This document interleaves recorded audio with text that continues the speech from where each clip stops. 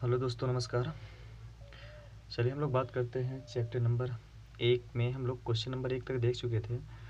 आज हम लोग बात करेंगे क्वेश्चन नंबर 2 की। कह रहा सिद्ध कीजिए कि 3 + 2√5 एक अपरिमेय संख्या है।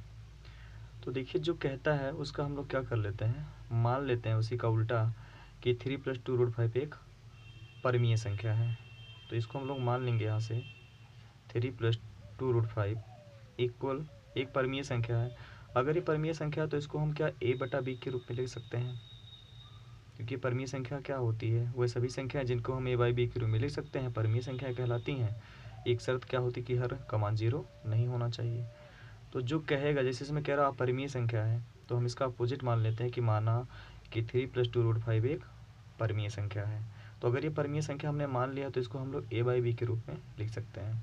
अब क्या करेंगे, देखिए इस 3 को हम उस साइड लेके जाएंगे तो ये इधर जाके क्या बन जाएगा, माइनस।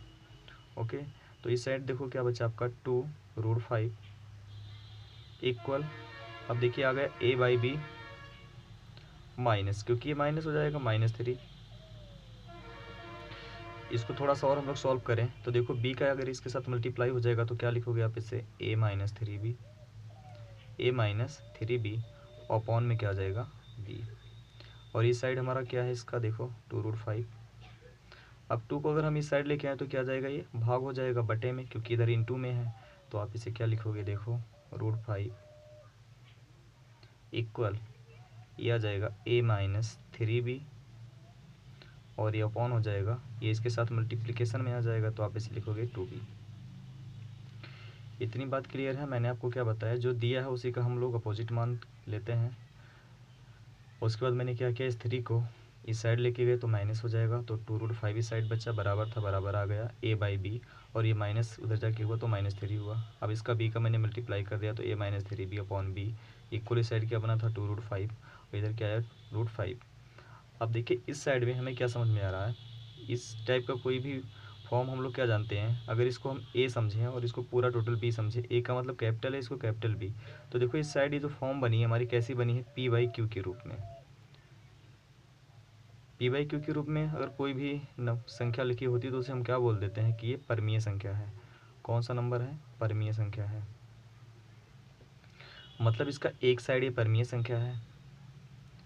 कौन सी संख्या है ये, परिमेय, क्योंकि इसको देखो किस रूप में है, p/q के रूप में है, परिमेय संख्या हो गई आपकी ये। जबकि अगर हम इस √5 के देखो तो इसको ऑलरेडी हम लोग प्रूव कर चुके हैं कि √5 एक अपरिमेय संख्या होती है। तो इसका मतलब इसका एक पक्ष परिमेय संख्या है जबकि एक पक्ष अपरिमेय संख्या है। √5 एक अपरिमेय संख्या जबकि हमारा जो ये दूसरा पक्ष आया है ये परिमेय संख्या आया है। तो हमने जो यहाँ पर एज्यूम किया था कि ये भाई भी एक परिमेय संख्या है, इसका हमारी बात का क्या हो रहा है, यहाँ पर विरोधाभास उत्पन्न हो रहा है। एक पक्ष परिमेय संख्या है, एक पक्ष अपरिमेय संख्या, ऐसा कभी नहीं हो सकता। इसका मतलब हम क्या बोल सकते हैं कि ये जो 3 + 2√5 है एक अपरिमेय संख्या है। यहाँ लिखना पड़ेगा एक लाइन कि √5, ऐसे लिखेंगे √5 एक अपरिमेय संख्या है, अपरिमेय अपरिमेय संख्या है, जबकि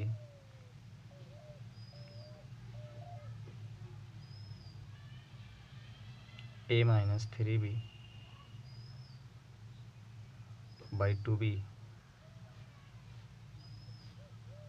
एक परिमेय संख्या है, परिमेय संख्या है, जो कि हमारी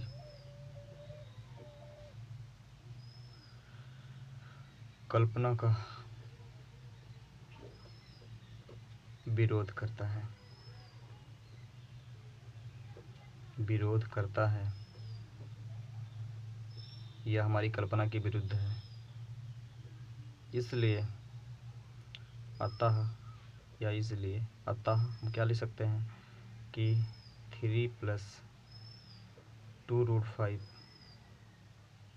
एक अपरिमेय संख्या है, अपरिमेय संख्या है। ये क्वेश्चन अब आपका हो गया क्वेश्चन नंबर सेकंड। अब देखिए इसमें एक क्वेश्चन और आखिरी बचा हुआ है, कह रहा कि सिद्ध कीजिए क्वेश्चन नंबर 3। तो क्वेश्चन नंबर 3 की हम लोग बात कर लेते हैं। क्या कह रहा है क्वेश्चन नंबर 3 में, कह रहा सिद्ध कीजिए कि निम्नलिखित संख्याएं अपरिमेय हैं। तो देखिए अपरिमेय होने के लिए हमें क्या करना पड़ेगा, एक पक्षे को हमें परिमेय दिखाना होगा, एक पक्षे आपका अपरिमेय आ जाएगा। जैसे इस साइड में क्या आया था, अपरिमेय आ गया था, तो हमने बोल दिया कि हमारी कथन का विरोधाभास है, इसलिए ये जो आपका दिया था क्वेश्चन ये अपरिमेय संख्या। उसी प्रकार इसको प्रूव कर देंगे। तो क्वेश्चन नंबर 3 का हम लोग को फर्स्ट पार्ट देख लेते हैं। क्वेश्चन नंबर 3 का देखो फर्स्ट पार्ट क्या कह रहा है, 1/√2 दिया है, 1/√2, 1/√2। अब इसको हमें क्या करना होगा, अभी जस्ट मैंने माना कि जो दिया होता है उसी का हम जस्ट उल्टा मान लेते हैं। हम मान लेंगे कि माना 1/√2 एक परमीय संख्या, अगर ये परमीय संख्या हो तो इसको हम लोग किस रूप में लिख सकते हैं, a/b के रूप में, ठीक है ना। अब क्या करेंगे, आप देखो इसका मल्टीप्लिकेशन आप कर लो, गुणा कर लेते हैं हम लोग। तो अगर इसका हम लोग मल्टीप्लाई कर लें इसे आपस में, तो b का इसमें गुणा हो जाएगा, तो क्या लिखोगे, p कम b हो जाएगा, और इसका इसके साथ गुणा होगा तो आपका आ जाएगा √2 इंटू ए, और ये b कम b। अब अगर यहाँ से हम लोग √2 की वैल्यू निकालें तो √2 इक्वल क्या आ जाएगा, b/a, b/a। अब देखिए यहाँ पर वही कंडीशन बन चुकी है जो हम लोग यहाँ पे प्रूव किए थे कि इसका एक पक्ष क्या आ गया, ये परमीय संख्या है। ये क्या बोलोगे इसे, परमीय। क्यों परमीय बोलेंगे, क्योंकि p/q के रूप में, जहाँ पे इसका देखिए हर भी 0 नहीं है, तो हम क्या बोलेंगे कि इसका जो दाहिना पक्ष वो परमीय संख्या है, जबकि इसका बायां पक्ष, इसको हम लोग ऑलरेडी प्रूव कर चुके हैं कि ये अपरमीय संख्या होती है, तो ये अपरमीय है, अपरमीय संख्या है। तो देखिए इसका एक साइड परमीय संख्या आया है, एक साइड अपरमीय संख्या आया है। तो फिर वही चीज़ जो हमने यहाँ पर एज्यूम किया था कि माना था कि ये बाई भी एक परमीय संख्या है, जबकि हमारी बातों का क्या आ रहा है, यहाँ पर विरोधाभास उत्पन्न हो रहा है कि इसका एक साइड अपरमीय है, एक साइड परमीय संख्या है। इसलिए हम क्या कह सकते हैं, अब देखिए इसमें बहुत ज़्यादा नहीं, वैसे आप एक लाइन इसको इस टाइप से लिख सकते हैं, या डायरेक्टली आप इसे बोल सकते हैं कि अतः 1/√2 एक अपरिमेय संख्या है, अपरिमेय संख्या है। ओके, तो ये हो गया क्वेश्चन नंबर तीसरे का पहला पार्ट। ऐसे ऐसे में देखो 7√5 दिया है, तो इसको भी आप ऐसे ही प्रूव कर सकते हो, ठीक है। चलो एक पार्ट और लोग हम लोग देख लेते हैं। सेकंड पार्ट इसका दिया है 3 का सेकंड पार्ट, ये दिया 7√5। तुरंत इसको हम लोग क्या मानेंगे परमीय संख्या। अगर ये परमीय संख्या होगी तो इसे हम a/b के रूप में लिख देंगे, ठीक है। अब 7 को अगर हम इस साइड लेके आए तो क्या हो जाएगा, ये बटे में आ जाएगा, भाग हो जाएगा इसका। तो आप इसे क्या लिखोगे, √5 इक्वल a, ये इसके बटे में आएगा तो हो जाएगा 7b। अब देखिए इसका एक पक्ष कैसा आ गया, इसका जो जो दाहिना पक्ष है ये कैसा आ गया है, ये परमीय संख्या है। कैसी है, परमीय। जबकि इसका ये ऑलरेडी हम लोग इसको प्रूव कर चुके हैं कि ये अपरिमेय होती है।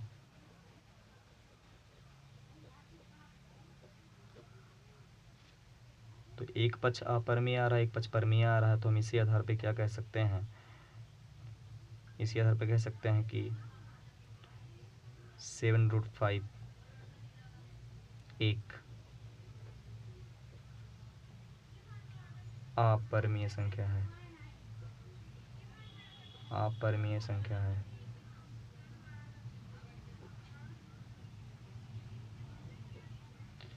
इसमें देखिए थर्ड पार्ट आपका ही बचा हुआ है, आप इसको सॉल्व करेंगे। ओके, एक बार क्वेश्चन को और हम लोग देख लेते हैं। क्वेश्चन नंबर सेकंड हमारा था, ये कह रहा कि इसको सिद्ध करो 3 + 2√5 एक अपरिमेय संख्या है। तो हम लोग क्या करते हैं, इसका जस्ट उल्टा मान लेते हैं कि माना ये परमीय संख्या, अगर ये परमीय संख्या होगी तो इसे a/b के रूप में हम लोग लिख सकते हैं। अब क्या किया मैंने, इस 3 को इधर लेके गए तो माइनस हो गया, तो इस साइड क्या बचा 2√5, यहाँ इक्वल था तो इक्वल का साइन आ गया, ये a/b।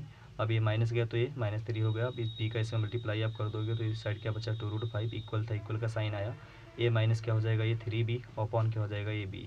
अब देखिए ए पूरा टोटल ये जो टर्म आया हमारा ये किस रूप में है, p/q के रूप में है। और p/q के रूप में अगर कोई भी नंबर लिखा होता तो उसे हम क्या बोल देते हैं कि ये परमीय संख्या होती है, ठीक है ना। तो इसका एक पक्ष क्या आ गया, परमीय संख्या है। और इसका जो सेकंड ये जो इसका बायां पक्ष वो कैसा है, इसको हम लोग ऑलरेडी प्रूव कर चुके हैं पहले क्वेश्चन में कि √5 एक अपरिमेय संख्या होती है। तो एक पक्ष अपरिमेय आया है, एक पक्ष परमीय आया है। तो हमारी बातों को क्या कर रहा है, ये विरोधाभास उत्पन्न हुआ, क्योंकि हमने मान के चला कि ये जो संख्या थी ये भी परमीय है, ये भी परमीय, क्योंकि हमने माना है कि 3 + 2√5 एक परमीय संख्या है, जबकि इसका क्या आ रहा है, एक पक्ष अपरिमेय संख्या आ रहा है। अतः हम क्या लिखेंगे कि √5 एक अपरिमेय संख्या, यहाँ √5 एक अपरिमेय संख्या, जबकि a-3 भी और /2 भी एक परमीय संख्या है जो हमारी कल्पना का विरोध करता है।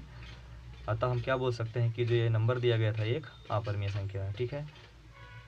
ऐसे आपका क्वेश्चन नंबर 3 का फर्स्ट पार्ट है, कह रहा सिद्ध करो 1/√2 एक अपरिमेय संख्या। तो तुरंत हम क्या मानेंगे कि a/b एक परमीय संख्या है। इसी को अब इसका हम लोग क्रॉस मल्टीप्लिकेशन करेंगे तो b कम आ गया b, उसके बाद इसका मल्टीप्लाई करोगे तो √2 आ गया ये आपका। उसके बाद क्या लिखोगे, यहाँ से हम लोग √2 की वैल्यू निकालेंगे तो इससे जाके डिवाइड हो जाएगा। तो आप क्या लिखोगे, √2 = b/a, जो कि देखिए यहाँ पर ये p/q के रूप फॉर्म में आ गया। तो इसे हम क्या बोलेंगे, परमीय संख्या है, जबकि ये हम लोग जानते हैं इसके ऊपर रूट लगा हुआ है, इसका वर्गमूल भी नहीं निकाला जा सकता, इसलिए क्या बोलेंगे, अपरमीय संख्या है। तो हम क्या कह सकते हैं, अतः अगर एक साइड या परमीय आ रहा है एक साइड परमीय आ रहा है तो हम क्या बोल देंगे, अतः 1/√2 एक अपरमीय संख्या है। ओके, ऐसे आप इसका सेकंड पार्ट देख लेंगे। 7√5 इक्वल क्या दिया, a/b। a/b दिया नहीं था, इसको हमने एज्यूम किया है कि 7√5 इक्वल क्या होगा, एक परमीय संख्या होगी। तो परमीय संख्या को हम किस रूप में लिखेंगे, a/b के रूप में लिखेंगे। अब 7 को उस साइड लेके जाएंगे तो क्या हो जाएगा, डिवाइड। तो आप क्या लिखोगे, √5 इक्वल a/7b, जो कि देखो एक पक्ष क्या बन गया, p/q का फॉर्म बना, तो इसको हम क्या बोलेंगे, परमीय संख्या है। जबकि इसका फॉर्म ये सेकंड इसका पक्ष क्या आया, ये अपरमीय संख्या आया। तो अतः हम क्या बोल देंगे, अतः 7√5 एक अपरमीय संख्या है। Okay, thank you.